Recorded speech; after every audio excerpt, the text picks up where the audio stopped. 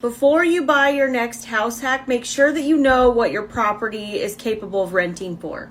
So don't waste your time on Craigslist. You really only need 2 websites that will help you price your property. The first site is RentFinder.ai. What I love about RentFinder.ai is this tool actually pulls in previously rented properties, and you're able to go into the listing details and see roughly what that property leased for when it came off the market. And the next site is Zillow. Zillow might seem like a no-brainer to a lot of people, but there is a specific way you want to use the Zillow data. When you're looking at the Zillow data, you want to dive into this data a little bit deeper. So you're going to look at your specific property, ideally in the map view, and try to get as close and as similar to your property in location and features as possible.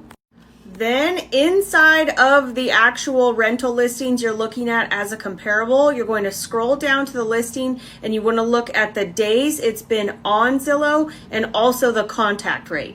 And what you want to see in a good comparable property on Zillow is low days on market or days on Zillow and a high contact rate. That means that that property is more than likely going to be leased soon.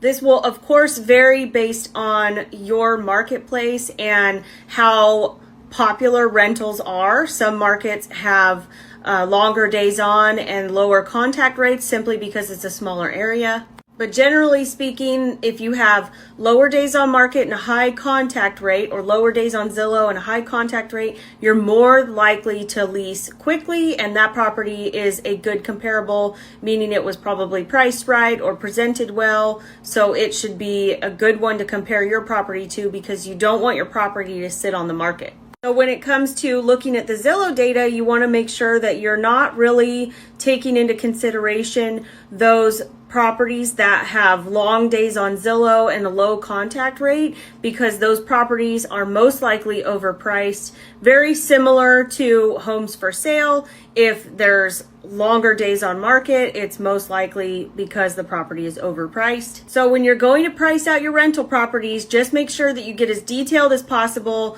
on some of these comparable nuances, like days on Zillow and the contact rate, and then also use a tool like RentFinder.ai to look at previously rented properties. Never, never, never set your pricing based on feelings or simply just the mortgage payment of the property. So always rely on the facts and not your feelings. And if you're looking to lease out your current property or house hack into your next one, be sure to check out all the resources at the link in my profile.